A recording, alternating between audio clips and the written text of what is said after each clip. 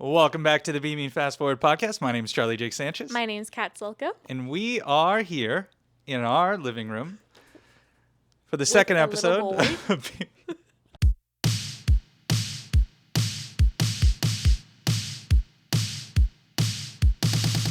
Welcome back to the Beaming Fast Forward podcast. My name is Charlie Jake Sanchez. My name's Kat Silko. And I have seen a lot of movies. And I have not seen a lot of movies. And we are here to discuss David Fincher's Zodiac. Zodiac, not the Zodiac. Not as I've been calling it. The Zodiac movie? There's a movie, I'm sure, out there called The Zodiac. Mm-hmm. There has to be. Yep. It's not this one. Zodiac. All right, Kat, what do you know about Zodiac? I think the only things I know about this is like the true crime aspect. Sure. Like the actual crimes. And I don't know very much about those either. I just know that he wasn't caught. Correct. Yeah, he was not caught. And that's it. I'm not even sure what time period this is in. Cool. Cool. That's so cool. Yeah. I love that. I really don't have any frame of reference. I read this book when I was in high school, and I think I read it in anticipation of the movie coming out. Mm-hmm. I was a nerd. What a as nerd. You can, that sentence. A David Fincher nerd. I just didn't build. I was like, a Finch wait a head, second. as I call them. book, Charlie's a big Finch head. The book is extensive. Yeah. I think I read both books. I think there's Zodiac and Zodiac Unmasked. I was a big true crime head. Is that his sequel? Yeah. Yeah, the writer Robert Graysmith. So they unmask him. Well, they do and they don't. They unmask a series of possibilities, let's just say. That's pretty cool that you don't really know too much about Jakey. Jakey Gyllenhaal. Mm-hmm. The stars, the Prince of Persia himself. Anybody else you know is in this movie? No. Cool. It's so cool. I'm so excited for everyone to watch this and for you to watch it. Yeah. Yeah. Everyone press play. 3, 2.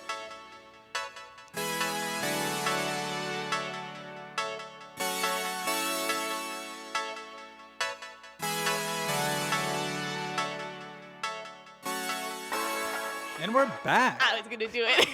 And we're back. Fantastic. Kat. That was the Zodiac. Okay. My guy. Okay. Is in this. Which guy? John Carroll Lynch. Okay, that could have also been Samuel L. Jackson. Apparently, is her guy. John Carroll Lynch. Yeah, do you want to tell your story about John Carroll Lynch? I've worked with him. He's so nice. I was in American Horror Story where he played a very similar character, perhaps an homage. To be clear, if at this point we're going to start spoiling the movie, John Carroll Lynch is one of the suspects for the Zodiac. He did it. We'll discuss what the movie thinks about that later. Yeah. But John Carroll was amazing to work with. That's cool. He's one of the very few people I can say was amazing to work with. No, that sounds wrong.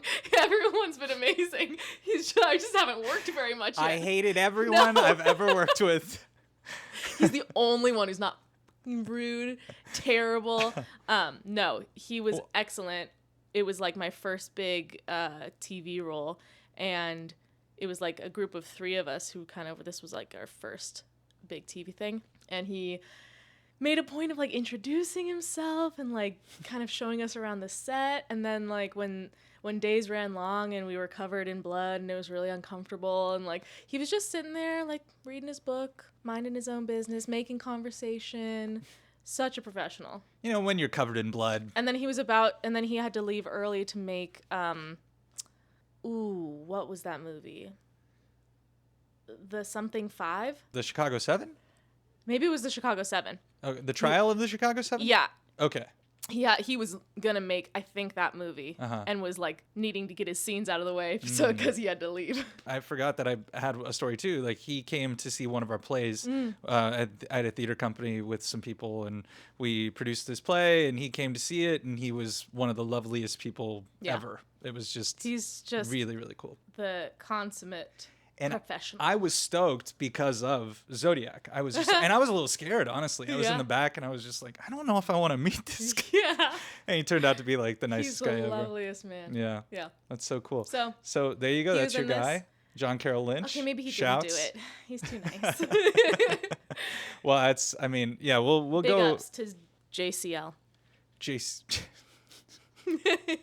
All right, so break it down. What's the recap of this? No, I'll do the recap. Oh my god, thank God, because it's a long ass movie. It's a lot. I'm gonna just like do a quick one. The movie starts with one of the murders, and it takes place in the night of 4th of July, and these two kids basically get gunned down. A letter arrives to the San Francisco Chronicle after that. The letter comes in claiming that he has killed these people, and that revealing details about the crime scene that they haven't released to the public. So. Yeah, so it starts Robert Downey Jr.'s character and Jake Gyllenhaal's character, who plays a cartoonist, Robert Graysmith, who wrote the movie. He's playing the guy who wrote the novel that the movie's based on.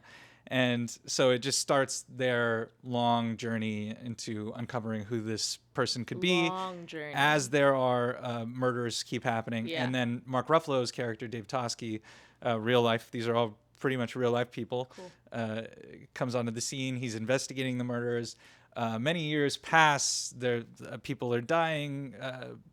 Sometimes there's confusion over if it's still this actual Zodiac killing these people or copycat killers and such. Or if the Zodiac's claiming to kill people that he didn't. Yes, he's seeing the headlines and he's writing the letters. Likes the fame. Yeah. And so a lot of time goes by. Everyone falls into this, and it kind of ruins a few lives along the way. Not kind of, it did. And as now in reality, we know that they still haven't caught the guy. I think people think they know who did it. However, there's no evidence. The people who have been accused are, I think, long dead. And the movie thinks it's this guy, Arthur Lee Allen. Yeah, JCL. Arthur Lee Allen. John Carroll Lynch. And so that's the end of the movie. I wanted to talk to you about this because I think halfway through the movie, we're at home. Unfortunately, when you're at home, you gotta pee, and every 40 minutes or so, you pause the movie, and that's 40 for him. I can hold it for at least an hour and a half. Not sure that's making it in. And so, it's not as if you're in the movie theater and it's the last hour of Oppenheimer. I'm just kidding. It's not as if you're in the movie theater and you're just like kind of like forced to sit down and watch this movie through the whole thing. So you have opinions halfway through this movie. Yeah. I had opinions the first time I watched this movie. Right. I was 17, I think. I saw the movie with my best friend Alyssa at the time. And I felt very similarly to how you felt at the midpoint, if you want to talk about it. I was kind of surprised because I said, like, this is a classic crime movie. And not necessarily in, like, a good way. It wasn't a... Let me preface this before the Zodiac heads come after me, or the Finch heads come after me. Oh, it's going to happen regardless. I know. This was not my favorite Fincher movie. I think primarily because it was so by the book in terms of, like, the classic lover's lane couple canoodling and then getting shot and murdered, and then the classic newsroom people who are not handling the evidence properly and like trying to get ahead of the police and the story, the policeman. It's just all very like formulaic by the book true crime storytelling. And I was expecting like a certain take on it, but he was giving like the facts. Yeah. And that's fine. I still had a great time watching it. I just was kind of anticipating something else happening, like something new. And it did kind of ramp up, obviously, when our main character starts getting deeper and deeper into it. Mm-hmm. And also he has to go off the facts, which is that for decades, this guy was never caught. So, what are you going to do? You can't make your movie, like, have this whole climactic, like, fight scene at the end. Like, it's not going to happen. The guy was never caught. So it's more about what happens to the people who are hunting him. Yep. And what it does to someone to, like, get so far into that. Mm-hmm. But halfway through, I was just kind of like, okay. Yeah. Okay. Yeah, we have recorded an episode of David Fincher's Seven. I just want to say that. Yeah, we'll release that. We'll release that at some point. And this movie, everything is factual. You're completely right. They have fact-checked everything to an inch of its life. Yeah. David Fincher, known for being as exacting as possible. Is Fincher the director who makes people do like 100 takes. David Fincher is what previously known as, that was where the mythology of David Fincher started. Was actually right around, I mean, I think he had been doing it previously, but around Zodiac was when the press kind of like got on to the whole situation. What's happening on these sets? As far as the actual story is concerned, it is an incredibly frustrating movie on purpose. It was an incredibly, like you pointed out, it was an incredibly frustrating situation to be in for these people. Right. To not have any answers, to think that they all of a sudden found out who it was, for it to not to work out via the handwriting and everything. I think the first time I watched it, it ended at where it ends with Mike Mageau confirming that this was the guy, Arthur Lee Allen. And I remember when the credits go, and I just was kind of like struck by the entirety of the movie. It wasn't until the very ending, that I felt like I truly got the movie. And maybe it wasn't even that. It might have been the second, third watch or whatever. It was leading towards this place of like, your guess is as good as ours kind of thing. Because even as he's pointing out the guy, he's like, I'm 8 out of 10. Right. That I'm pretty sure this is the guy who shot me. Yeah. This is the closest thing I think I've ever seen someone get to making the audience feel like the characters in anything. Like, incredibly frustrating watch. But having said that, this is like, to me, the Godfather of investigation movies. This is like the long slog through all of the details, all of the gritty details, all of the small things that add up to an investigation. And at the end, you're left feeling a little cold. The Godfather makes you feel a little cold. And this is like kind of like the most broad strokes comparison that you could possibly make. I felt that for a lot of years, to the point where Zodiac kind of replaced The Godfather as our Thanksgiving movie at one point. Love. It's just really funny. Cool. See, I feel that way about, this is different, but I feel that way about Girl with the Dragon Tattoo, where that seemed like, to me, at the time, I haven't seen it since it came out, but like the mother of all like detective stories, which is also Fincher, right? Okay. Yeah. So I like Fincher, okay?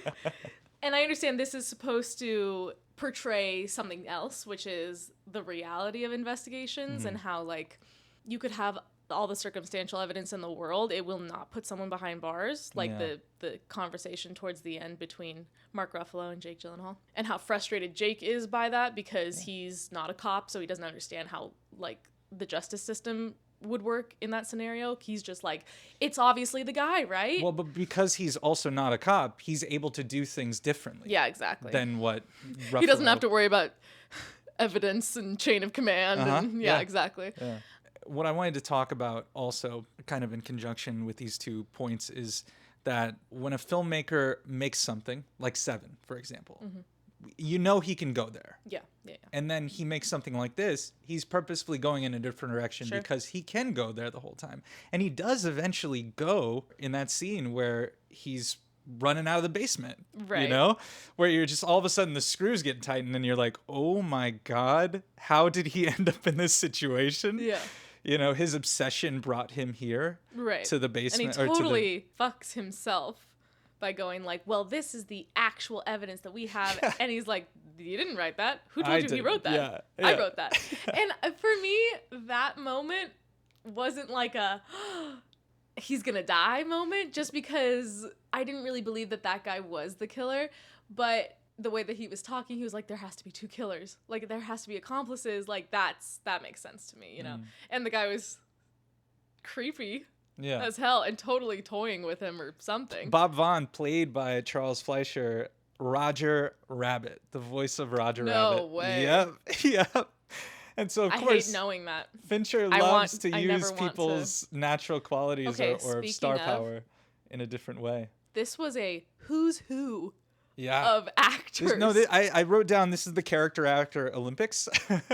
I was like, it was almost distracting. It's incredible. Because I was like, Dermot he's Mulroney. in this? She's in this? I saw you writing down as like people would come on screen. What was my note? Brian Cox, Philip Baker Hall, Dermot Mulroney, Anthony Edwards. I said, it's like almost distracting how many famous people are in this. I just want one rando. But what I liked about that is that they were all playing completely character actor parts. Like they were starring in their role. Casting on this is it's really incredible. fascinating.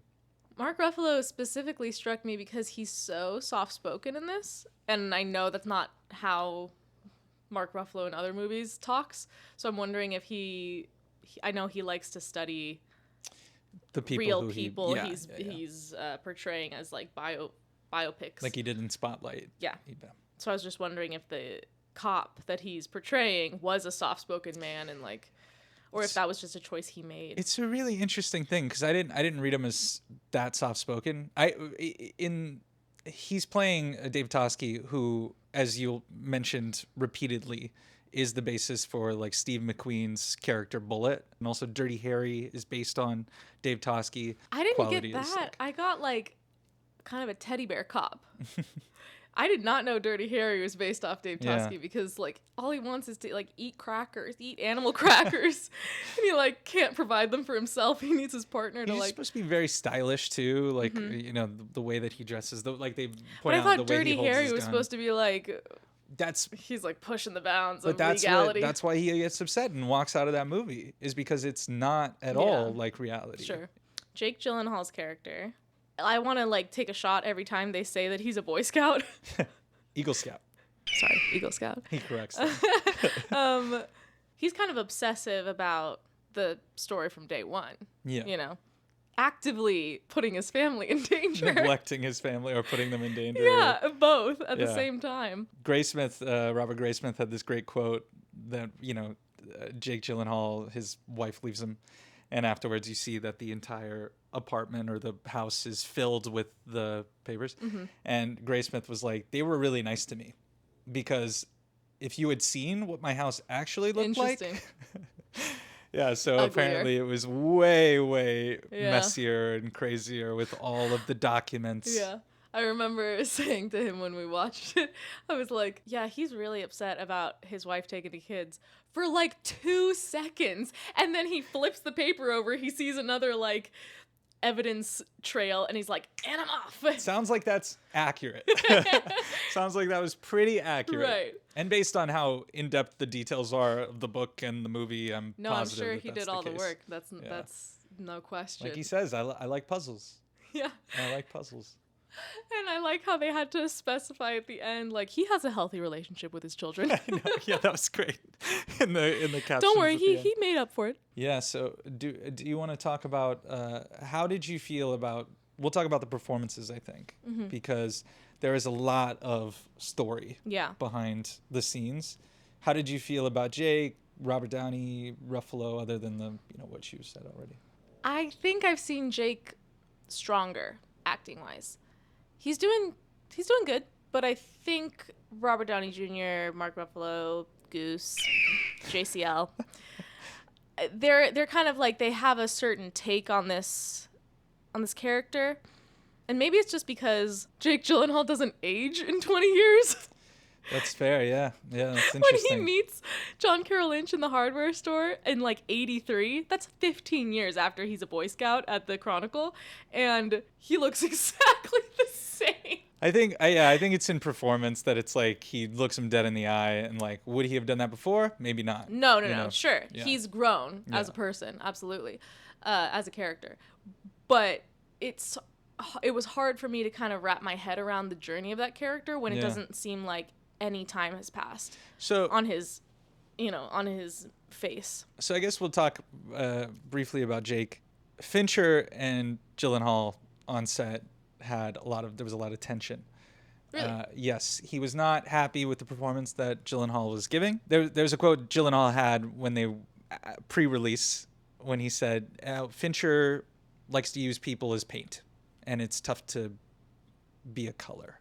Yikes. And so Fincher in 2020 responded and said, hey, look, Jake was very young and very, very, talented. And he said it was like he was being nibbled by ducks, and not particularly smart ducks. And he said, so he would be on set and they would be in his dressing or trailer talking about GQ and talking about this and that. And he wanted him to kind of lock in. Yeah. And be obsessive about be this. obsessive, and Fincher has all these incredible quotes actually about like basically he's not going to cut around an actor's hangover or their dog dying or their agent firing them or them firing their agent. Sure. He said, he was being nibbled to death by ducks. It was hard for him to get his fastball. He said, but it's $400,000 a day, and we may not be able to reshoot.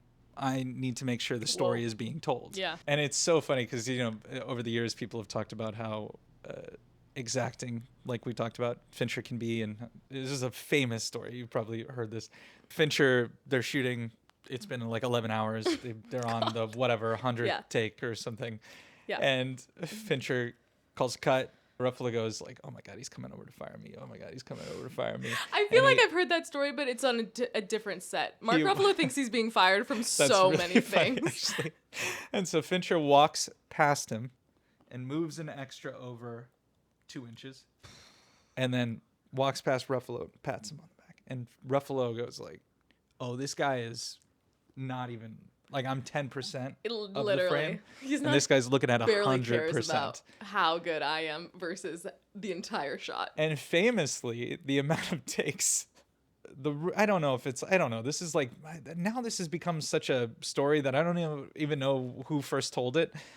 They shot this digitally. It was one of the first movies that was almost completely shot on a digital cinema camera called the Viper. And... so they're doing take after take after take. Previously with film, you have 10-minute takes, and then you have to put it on a new reel, basically, with film. Fincher would keep going, and little forms of protest. Robert Downey Jr. would pee in jars and leave them around set. That's what that's like what the story that keeps getting told over and over is. I think that I should be so lucky to work with David Fincher, but I might die. Like that might break my brain because I don't, at a certain point, I don't know what I'm doing wrong anymore. And an argument could be made that this is theater, that he's doing a theater rehearsal for the first 40 takes. And then the performances start at take 41, That's really interesting, actually. So if I put that perspective on it, which I was we were both trained in theater, and you rehearse that shit over and over and over again, and you find new things every time. It's less like finding the perfect take. Yeah. It's more like in a run of a show, you're gonna find a lot of good nights and a lot of weird nights, but. And apparently he would like take half of a line from here and half a line from here and half a line from here. And God bless him, man. He has a vision that like I couldn't even dream at. But I guess for me, my kind of creative process, I wouldn't take half a line from one take or another because the intention of the beginning of the line of one take and the end of a line of another take might be totally different. And if you combine them, you're inventing a new intention, essentially, which is fine. You're but it takes a bit of autonomy away from the performer who is making that character. Yeah, I remember, I just want to say I've done a really good job of not, like, nerding out. I love David Fincher. I think he's done very well. Okay, now go. David Fincher is my favorite filmmaker, or was my favorite filmmaker for a very long time. Who's it now? I don't know. I don't even know if I have favorites. But Fincher was my favorite for a long time. And these stories like that were, they're legendary in this way that you romanticize it. And I think now that I'm older, I romanticize it less and less. I am drawn to the idea of perfection. Yeah. I think any artist is. But specifically you. But you specifically. Love you. Wow. That's hilarious. But I think another part of being an artist is letting go. Yeah. And or go ahead. I was going to say or collaboration. Collaboration, like, the fact that you might have a vision, but they're going to bring something else to it that is outside your vision, and you just kind of have to meld the two. And David Fincher is like, no, we're going to do mine. Well, he subscribes to the thing of like director as God.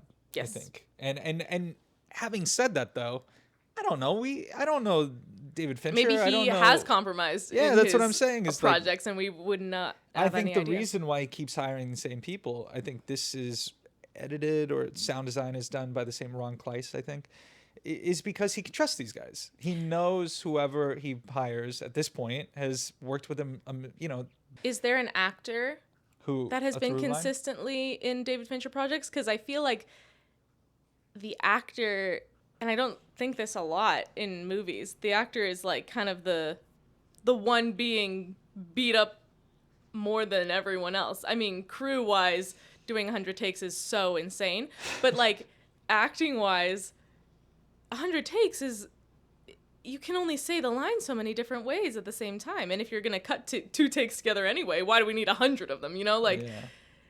Is there an actor who that works for them, or has he kind of cycled through a lot of actors because you can only do essentially one David Fincher project? That's how strenuous it is. That's a great question. I mean, I think the only person who's worked with him twice is Pitt. I think. I'm pretty sure that's true. He works with the same editors and cinematographers, but he doesn't work with the same actors consistently. And that's okay. I'm not saying he's evil for that. I'm just saying that process is incredibly strenuous, I could imagine, mentally and physically and artistically for an actor. Ruffalo was saying that you want to feel like you're helping, like you're contributing to the movie. That your work is making any kind of impact on the movie. Yeah. And 100 takes would convince me that I could be a cardboard cutout and it would make no difference. Yeah, Charles Fleischer, the Roger Rabbit, Bob Vaughn actor, he was saying that like he showed up and he, after a few takes, he was like, oh my God, like, does he hate me? Does he hate my performance? And then he realized once he had settled in and realized what he was doing, he found it very freeing. And I think some actors do find it freeing. I would imagine the character actors, especially because they have 100 ways to do a character. That's actually a really interesting point, is that these character actors, like, they are looking for jobs like this. They want to be able to work all day and to really, really try out a scene in all these different ways. Yeah. And so, it's interesting because the character actors keep coming back. The character actors come back because there's a certain lack of ego about character acting. Yeah. Where you know your part in something and it's rarely going to be the lead. It's going to be support and you're there to support. Maybe there's something to be said about the ego of a leading man versus the ego of a character actor. Sure.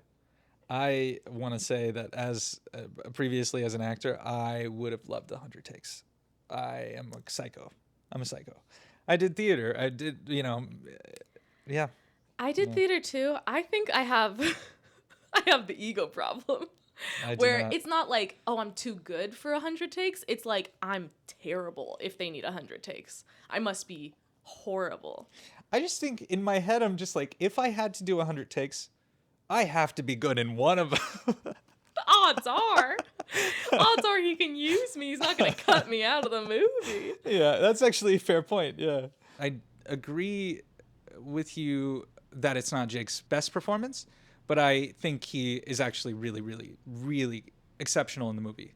And I think it is probably because he was worn out from all the takes. And he, in other quotes, he was saying that Gyllenhaal was too earnest the whole time. He was very earnest, very like wide-eyed and stuff. Yeah, but he wanted him to kind of like be more like in his own body, his own self.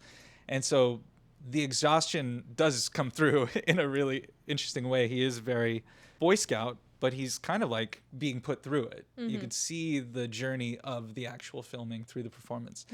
And I think Jake is very strong in the movie. After all these years, I feel that way more and more. He is strong. I prefer him in Prisoners, Yeah.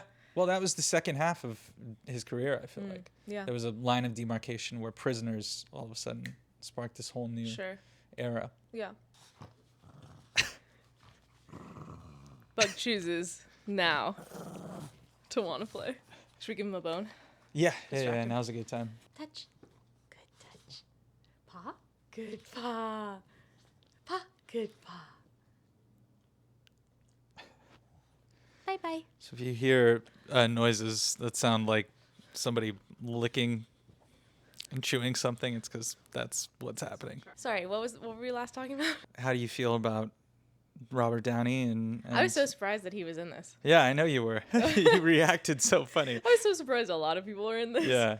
But him specifically, I was like, whoa. He was like in the background and you were like, what? Yeah. Like laughed. I think Robert Downey plays his character very well. And by that I mean he plays the same person in almost everything I've seen him in.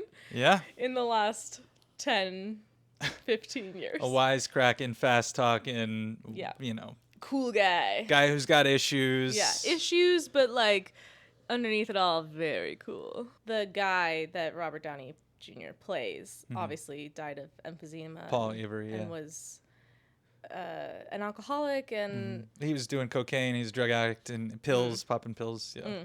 That was a real thing. I mean, they would get out at 3, go to the bar, and have drinks until they had to go home to their wives. Had to. Yeah. Forced to. Yeah, exactly.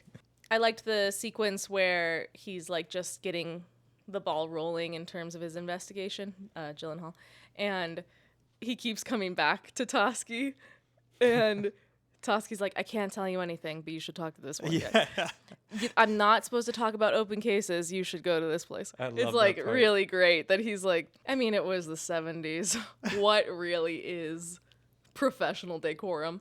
Well, I think he's sick of it by then. No, 100%. Yeah. He's like, I, with my red tape, cannot figure this out because I need a warrant and I need blah, blah, blah. He did everything right You within the means of the system. need to take this over, outside the system. The way that switches, the way that the light comes on for Gyllenhaal and it becomes his entire existence for the next however long, 15 years or so.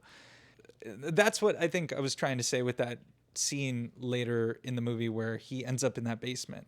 His obsession took him there to this place where he was just like okay with going over someone's house who is pretty connected to a suspect of the Right, of he the hasn't met kill- his informant, Yeah. and he's not really doing background checks on the handwriting expert who like was fired but said he retired. When they were making the movie, they kept asking Graysmith, like, what made you go down into the basement? It was like this guy is so polite that he is like, there's a suspect or a acquaintance of the suspect, and he's like, well, I don't want to be rude. Yeah. Oh, the diner scene, once again on the Toschi thing, the diner scene where he's like, Darlene Ferrin worked at this, and Arthur Leon lived at this 50 location, 50 feet, door to door. And he goes, is that true? He goes, I've walked it. It's So the cool. most memorable part of the movie That's to part me. of the It's just strangely- same because that's part of that's one of my favorite parts of the movie because it really lets you in on how obsessed he's become. Yeah. He's been there. He's walked and he's counted the steps between their doors. And Toschi being like, Jesus Christ.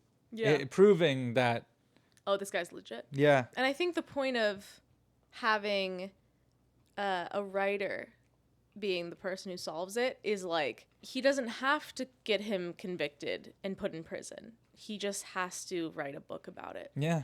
And Finish then the book. essentially Finish the book.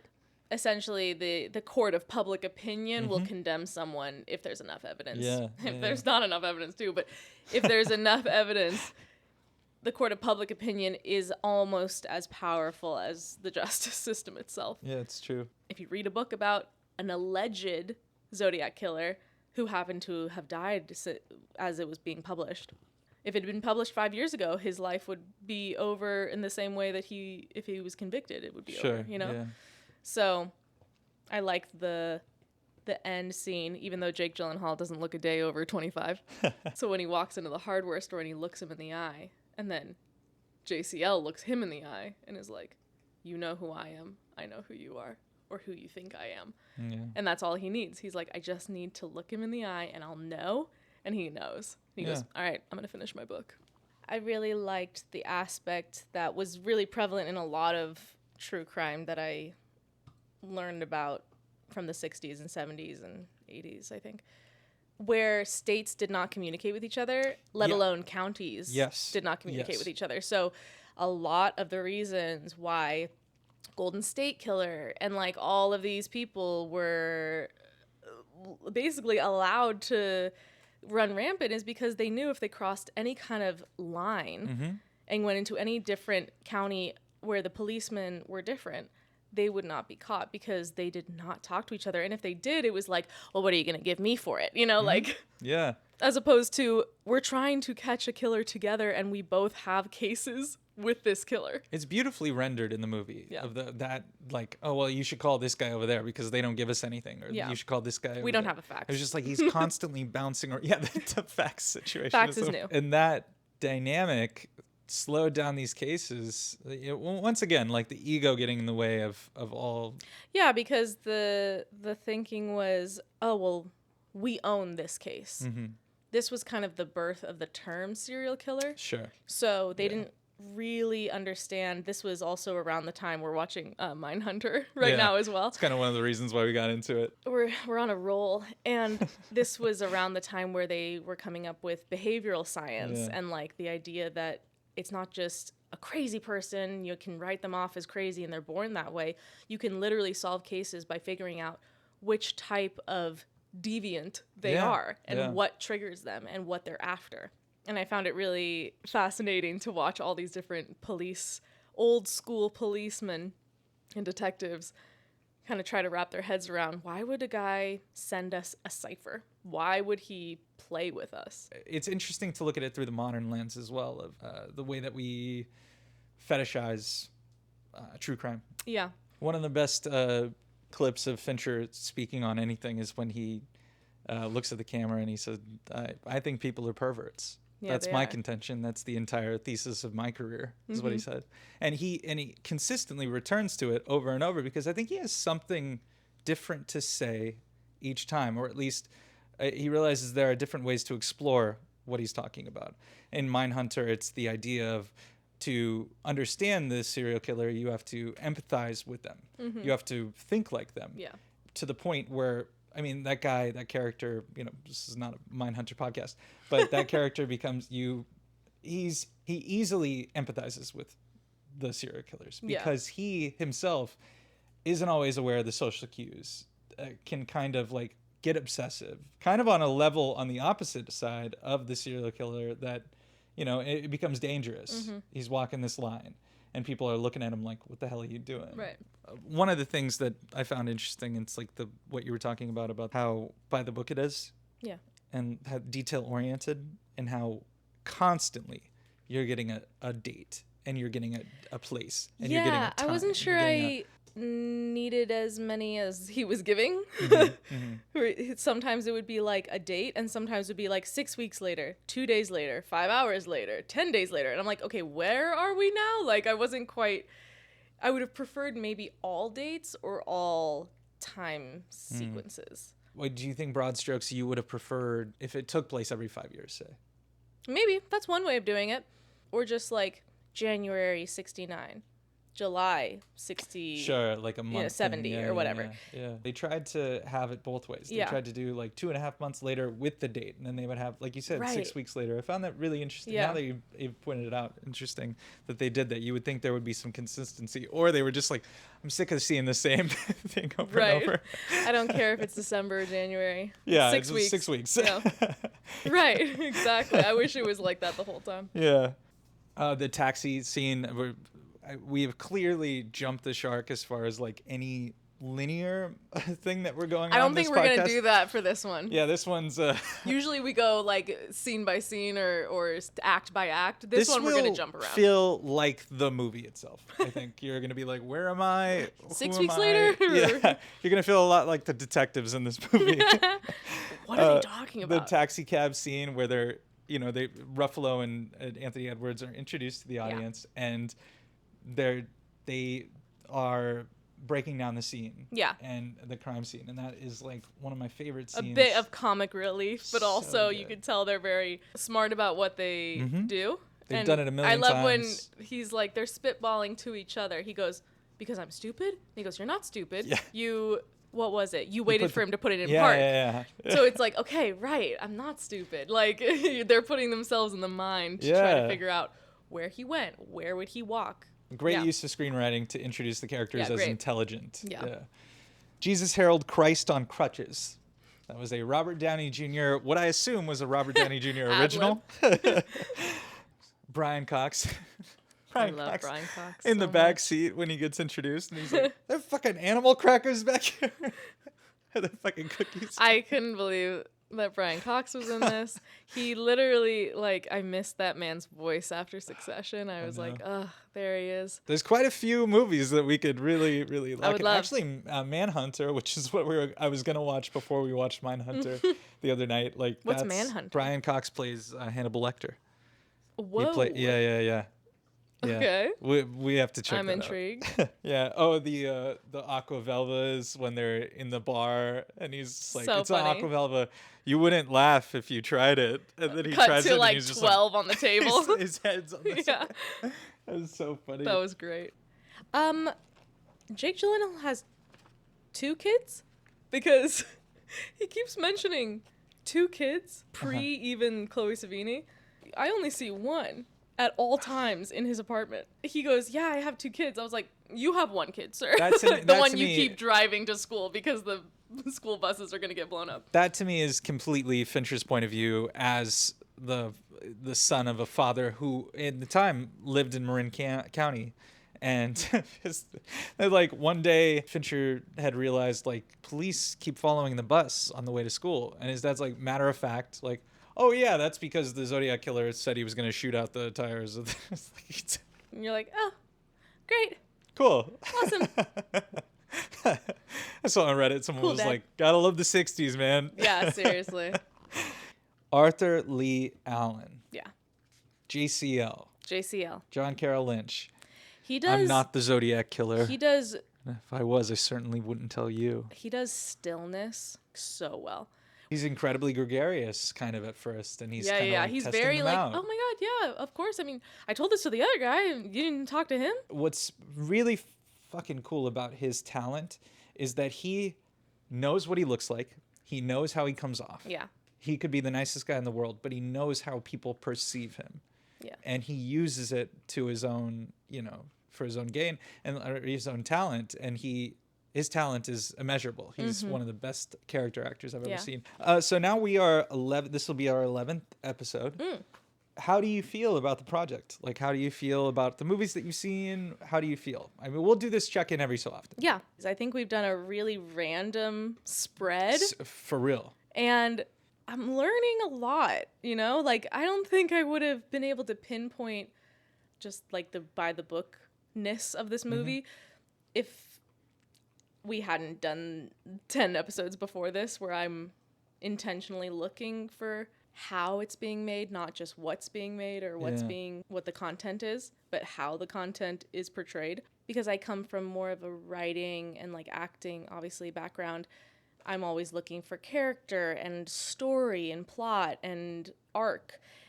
But I am looking less at what lens did they use and like why, and why is it handheld and why is it Steadicam, and like I feel my brain getting wrinkles about that. It's no longer smooth brain in it. Still a little A smooth. little smooth brain. Aren't we all? So I think that wraps up Yeah. David Fincher's Zodiac. Yeah. It's interesting because this is one of the first movies that on this podcast that I haven't like immediately loved. We're obviously watching good movies. So it's not even like, "Oh, I think this is a bad movie," at all. It's so well done. Yeah. And it's just, at the end of the day, if it emotionally hits for me. And this one's not really supposed to that much. So that's okay. And I think considering that was the objective, slay. Big Fincher slay. If you take a shot for every time I say slay in these episodes, you're going to die. And I started ironically, and now it's absolutely not it's ironic. out of control. I can't stop. It's I so have a funny, problem. though. We're not going through any specific journey. I think No. at some point we will do a month on a filmmaker, on an actor. That is something we definitely want to do. Keep watching, keep liking, keep subscribing, Keep follow suggesting. along, suggesting. This was a suggestion. Yeah, because I showed someone this the was list not and they on were the like, list, or it was Oh, it on the was, list way yeah. down. Okay, sorry, it was on the list, but it was not immediate. It just and was then it like- became immediate. it was on the list and I sent it to somebody and I was like, what should we do next? And they were just like, do this. And I went, great. Yeah. Because they've been following along and they're one of our super fans. John Duran, shout out. Shout out. We're going to shout out fans. Fans who keep listening to the podcast. That's I love right. it. No, I like that we're not doing it in any sort of structure. It's just kind of an organic education. Yeah. What do I feel like watching? Why do I feel drawn to it? Or what should I watch next that's going to be a little more challenging? Sure.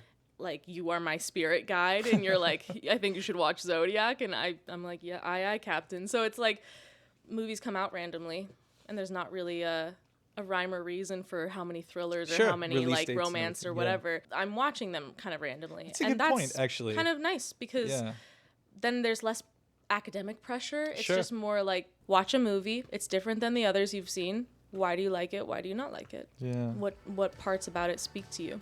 Yeah. And I feel like I'm getting a good education so far. Very cool. Awesome. Well, thank you for listening and watching the Be Mean Fast Forward podcast. I have been your host, Charlie Jake Sanchez. I have been your host, Catherine Solko, and Bug has been